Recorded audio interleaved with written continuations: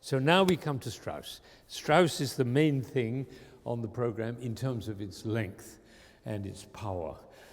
Now, Strauss has written a piece called Ein Heldenleben, which means a hero's life, the life of a hero. Strauss was not a modest man. He claimed that he could set a spoon to music. And when he came to write his final tone poem, because this is the last of the great tone poems of Strauss, he wrote a piece and took his own life as the model, which is not a modest thing to do. Now, he wrote in his diary in June of 1898, the same month in which my father was born, I see, June 1898, that was my father's letter. He wrote in his diary, "I'm working on my eroica." Not a modest man. Anyway, I think this is a bit misleading, and I think it's worth dwelling on this for a moment. Because everyone assumed that the hero is a self-portrait, that he's actually writing a portrait of himself and full of self-aggrandizement. And of course, there's a lot of resistance to that. I met somebody last night who hates this piece, he told me in advance, because of the Nietzschean Superman associations. He didn't like that at all. After the concert, he changed his mind, I'm happy to say, but that's another matter. The hero is not Strauss himself, I'm quite sure of that. Strauss was quite clear on the subject. He said, "I am no hero. I haven't got the necessary strength. I'm not made for battle." These are his own words. "I much prefer to go into retreat." He did write a piece that was a self-portrait. It was called the Symphonia Domestica. That is a portrait of a domestic life, with all the elements of domestic life. He loved to play cards, he loved to easygoing, dreamy, and he loved domestic comfort. All of that is in the Domestica, not in the Heldenleben. He's writing about an idea of heroism, and I think we should make very clear that we're not trying to see him in this portrait. This is a portrait of a heroic nature.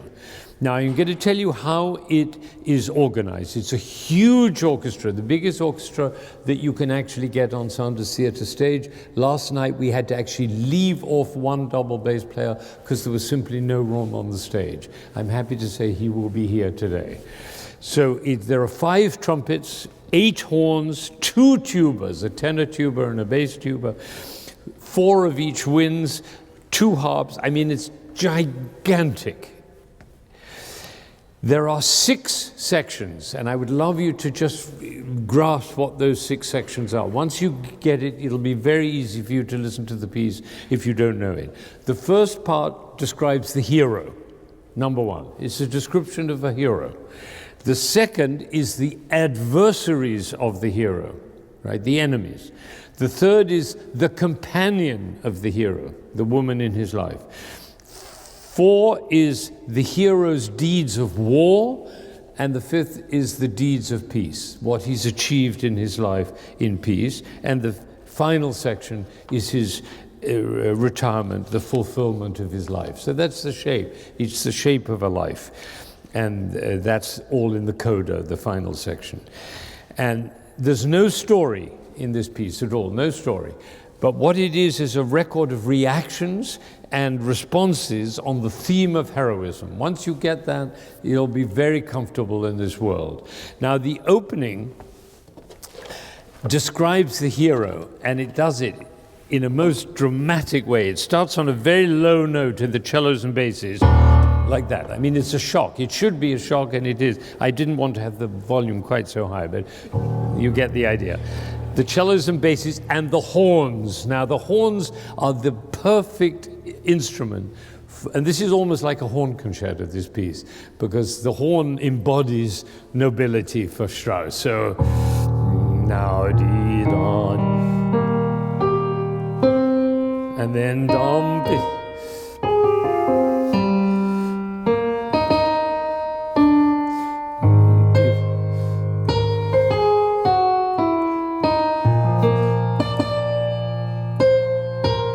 Now, we've already gone 3 octaves from the low note to the high note. That's about as far as you can go on a double bass. Woo! Like that. Now, compare that to this.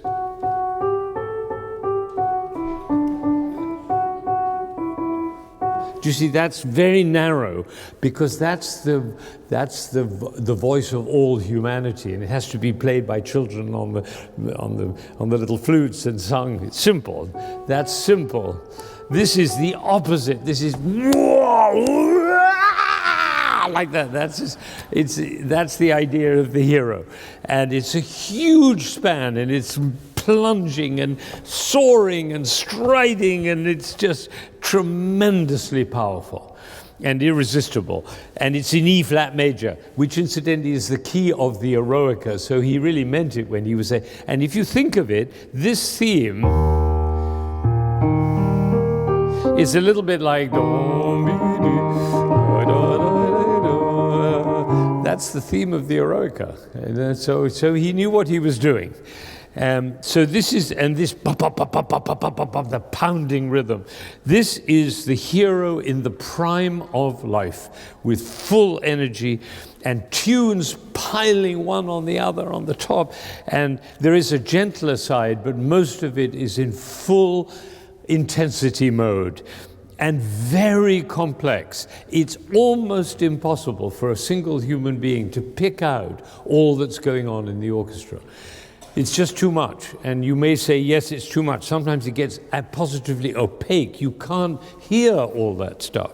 And I think the message of that, or the point of it, is that for Strauss, complexity was an aspect of heroism. Life is complex for the hero who's dominating and getting big things done. At the end of that section, the hero section, there are a series of enormous climaxes. There are 6 of them, one after another, defiantly challenging the world in each of these gestures. And in between each one, there's a pause. And before the last one, the biggest one, the hugest climax, and then it's followed by silence, absolute silence. And it's as if he's thrown down the gauntlet and he's waiting to hear what effect he's having on the world. Right? And now comes something very interesting. That's the second section, is his adversaries. Now, since he's a composer, his adversaries are the critics. So the second section is about the critics, and they're music critics, and he has produced music of such utter awful meanness and pettiness and spiky, narrow-minded, petty, horrible people that you get a real sense of how badly he felt he was being treated by the critics. And this one extra critic, represented by 2 tubas, a tenor tuba and a bass tuba, in fifths. Well, those of you who know music know that composers are not supposed to do consecutive fifths, but these two go bo bo bo do. Well, this is a pompous, rather heavy-set professor. Anyway, these are the unworthy opponents of the hero, and he has to suffer them. And what happens to him is that he goes into a depression. And we hear his noble theme, which we associate with his nobility, but now it's in the minor key.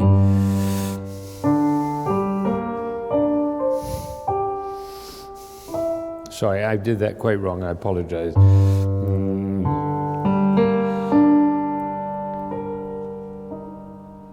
Right, that's the noble theme, but now in a depressed state.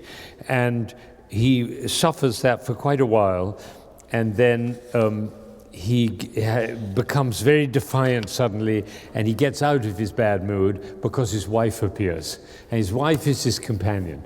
And you hear clearly that he's got over. He's rejecting, shakes off the critics. He's happy as can be, and we are introduced to his wife. Now, his wife was a very remarkable woman and very famous at the time, a huge personality. And he just describes her. That's what he does. He just simply describes this woman. And I had a wonderful description, but I can't find it. I left it somewhere at home. Well, here's another version of it. This is the description of the actual violin part, of the different parts, the instructions of how the violinist is supposed to play. Hypocritically languishing, careless, tender, somewhat sentimental, playful, very caustic, solemn, playing,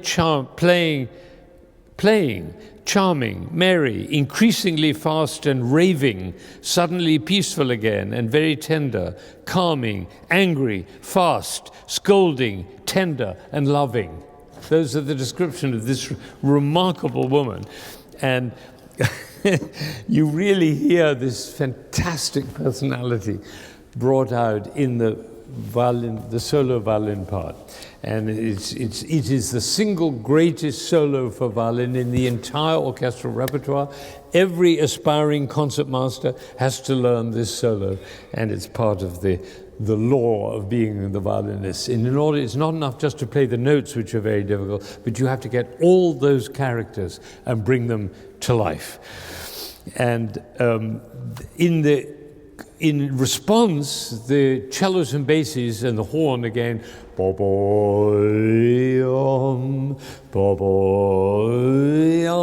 a little rising up as he gets more and more amorous towards his beloved, in spite of the fact that she's quite rude to him. And so then the next passage is a passionate love scene, and it's unequivocally full of love, harp glissandos and horns in erotic mode and trills in the winds and caressing strings, and you hear everything. Molto appassionato, it's marked. And you can imagine two singers singing together a glorious love section, and it is absolutely phenomenal music and represents kind of love bliss, the bliss of love and deep affection. And when it's over, it goes into a quiet section, and you hear those damn critics, because you know, whenever you give them a chance, they come into your head and say, "You're no good, you're other people." You hear that? That's the voice in the head, in case you're wondering.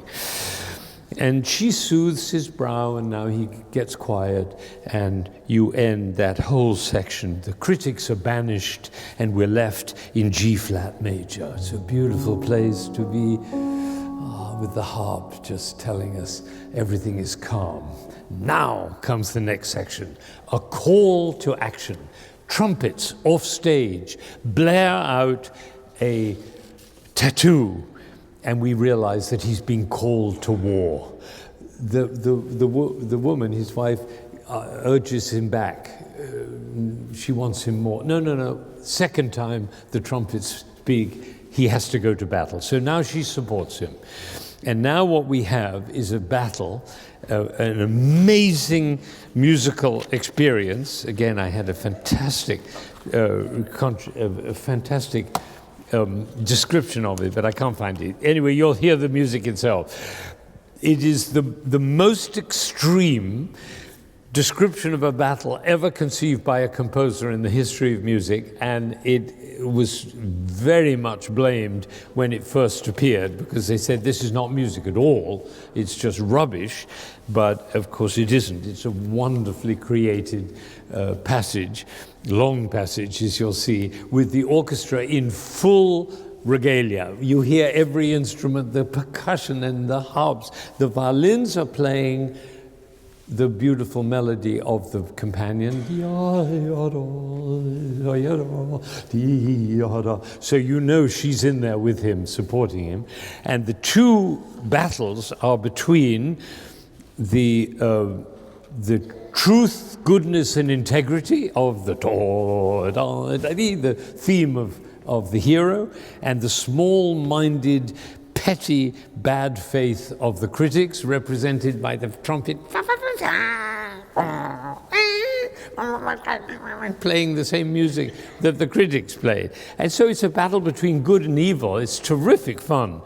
And it's actually the development section of this whole huge piece, but that's another matter.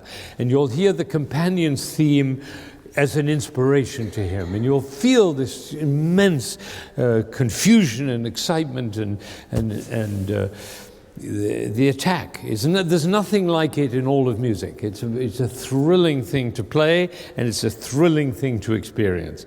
In the end, the enemies are routed, and of course the companion has been a very major factor. The recapitulation, when it comes back to the original theme in E flat major, you remember? When that happens, you will have a new definition of the concept of OMG.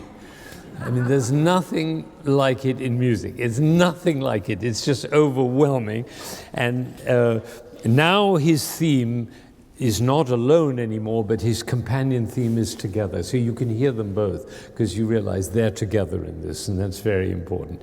So now it's a recapitulation. Well, if it's a recapitulation, he has to go back and do the same thing that he did in the first place. Isn't that what a recapitulation is? Well, not for Strauss, because he points out, makes clear, that the hero must never rest. He must never rest on his laurels. Immediately he comes in with a new theme. Sorry.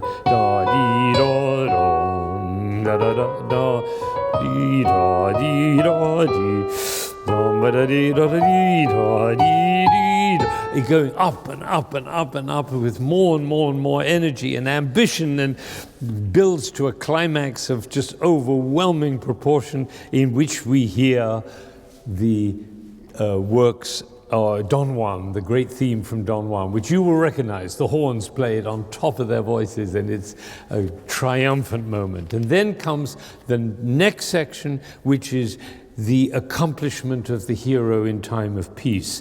Now, what could he do to give the accomplishment of the hero in time of peace? Well, what he did is actually quite funny, which is he does snatches of his previous compositions. It's actually a very funny idea. And it works very well. So you hear Death and Transfiguration, you bit of Don Quixote, you hear Till Eulenspiegel, you hear Don Juan, you have all these snatches. Now there are actually 31 quotations from his previous works, which is amazing. The trouble is that most audiences nowadays don't know these pieces, and so they can't recognize them. And that's actually a weakness in the piece. I wish we could do something about it, but we can't. My father, who was born, as I say, the same month that the piece was written, he would have known every one of these. I mean, these were the popular tunes of the day. Just like you do, or the young people recognize the themes in the pop music, they would have been able to recognize that. So that is a bit of a problem, but in any event, it's kind of an ultimate quiz. Music, name the tune, you know, that kind of thing. But don't worry about it, it's beautiful. I mean, there's one moment at which Don Quixote, Sancho Panza from the Don Quixote, who has a very kind of pompous thing on the B flat, on the bass clarinet, is combined together with the wooing theme from Don Juan. And it's hilarious because they have nothing to do with each other. And if you can somehow, and then suddenly we get a little bit of Till Eulenspiegel thrown in, and you think, what's going on here? But it's kind of delightful. Anyway, at the end of that section, we hear from those that critic, you know, the two tubas that go up in consecutive fifths, because they went in the battle, so they didn't get destroyed. And there they are. They're very annoying.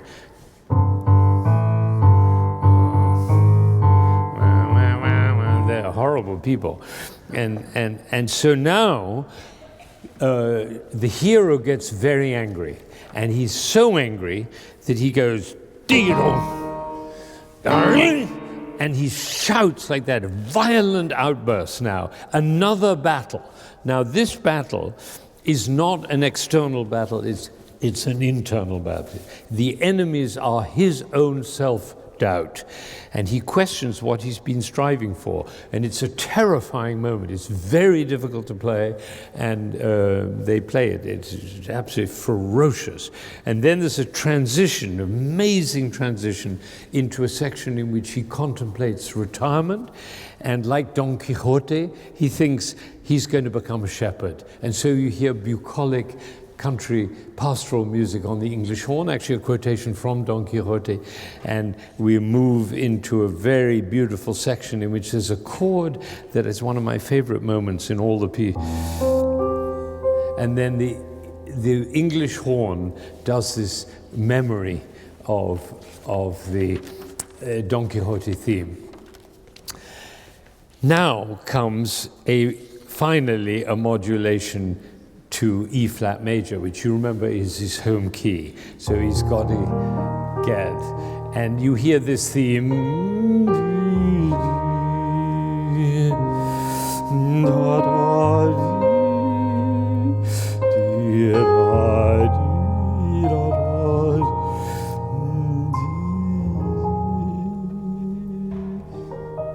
It's most beautiful. He has learned renunciation and peace of mind, and he's prepared for old age. And he learned it, of course, from his wife. It's interesting to note that that theme is the same theme which when he lashed out at the critics because he was so angry with them. He takes the same music and transforms it completely into something totally different. And I don't know that you will notice it. You may now that you've heard it, but it's one of the geniuses of Strauss that he takes music and then transforms it so that we experience it in a completely different way. There's then one last brief nightmare in which we're reminded of his struggles, and you hear horrible sounds from the orchestra, snarling brass and screaming woodwinds and kind of hurricanes in the strings going up and down. But his companion is there, and she comforts him, and so his contentment is restored. And then the music dies out, finally, in a beautiful duet between the violin going up and up and up and up, and the horn coming down. Those are the two lovers. The most glowing sound that a composer could possibly have created. It's the most heavenly, heavenly sound. And then there's a slow rising crescendo in the brass, which fulfills the whole piece in a glorious E-flat major chord, like an organ giving its blessing. So now looking back, it may be that it wasn't that he was being arrogant and immodest that led him to dramatize his own life, because I think what he realized was that any experience, including his own, could create a universal message by being transformed through the process of art. That's what he discovered, Strauss. And it's a very beautiful idea. And what he's doing here, I mean, the critics, for instance, are not local music critics. They are the barriers and doubts and external forces that stand in the path of our dreams. That's what they represent. All our aspirations and hopes, that's what stands in the way. And the deep love of a companion can give us superhuman strength. That's a beautiful idea, and it's a powerful idea. And the creativity and virtuosity are the best weapons in the battle of life. Those seems to me to be the message of this piece. And the greatest truth of all is that if you have a warm, true heart, as is expressed in that music at the end of this piece so beautifully, and you wed it together with noble ideals and share it with another person, you've got the highest, most heroic path for human beings. That seems to me to be the message of this piece, and the reason why we return to it so often and are so moved by it. The piece ends with a big chord. It's marked fortissimo, diminuendo, and then piano. The last bar is piano, and it's all the brasses and all the winds. And at that point it says molto diminuendo. Well, if you take brasses and winds and ask them to play softly and then to make molto diminuendo, they can't do it. It's just not possible. And I've never heard anybody attempt to do it. You can't do it because those instruments don't get soft enough. So I just shrugged my shoulders and said, well, we just have to do the best we can. And then I heard a performance which was very exciting, and I'll tell you exactly what it was. Maris Janssen's conducting, Südwestdeutscher Rundfunk, you can hear it on YouTube. And what he does is he keeps the fortissimo for a long time, and then he makes the diminuendo from fortissimo, not from piano. And what he does is he withdraws the brass gradually first the heavy brass, then the horns. They gradually peel away until you're left with just the winds, and they can make a beautiful diminuendo to soft playing. And we're doing that. I thought that was such a brilliant idea, and we did it in here on Thursday night, and people were really stunned by that idea. So I'm conscious that we've changed Strauss, and that's a dangerous thing to do, but I think we're realizing something that he wanted but couldn't get, right? So that's worthwhile. So you'll be the first group of people to hear this, and that's the second bit of news. Now, the last bit of news is also very exciting, and I have to be honest here. I was leaning in my interpretation of this music towards the Marius Janssen's kind of performance. His performance with Südwestdeutsche Rundfunk, I recommend, is fantastic on YouTube, video. Clocks in at 49 minutes, 59 seconds, so 50 minutes essentially. And I was moving in that direction. And then on Tuesday afternoon at 4 o'clock, I came across a recording of this Ein Heldenleben conducted by Strauss. I didn't know it existed. And it's with the Vienna Philharmonic in 1944, and I put it on and I was completely stunned. He takes 38 minutes. Right, so somehow 12 minutes disappeared. Is that amazing? And I came in here at 7 and I said to the orchestra, look, I just heard Strauss conducting that piece. Excuse me, we're going to do it differently. And they did, and it was fantastic. And they played it so beautifully, it was almost as if they said, we knew this is the way it should go all along. Yeah. And so that's what we're doing. And it's very, very exciting. Now, we're not doing quite as extreme as Strauss. Strauss's performance is pretty wild and very chaotic. It has only had 700 hits since 1898. Whereas our friend Anna Fedorova has had well over 20 million, right? So it's not a very good performance technically, and I don't recommend it, but it is very exciting. So that's what you're going to hear, and more or less, all right? So you can't copy these things, you're influenced by them.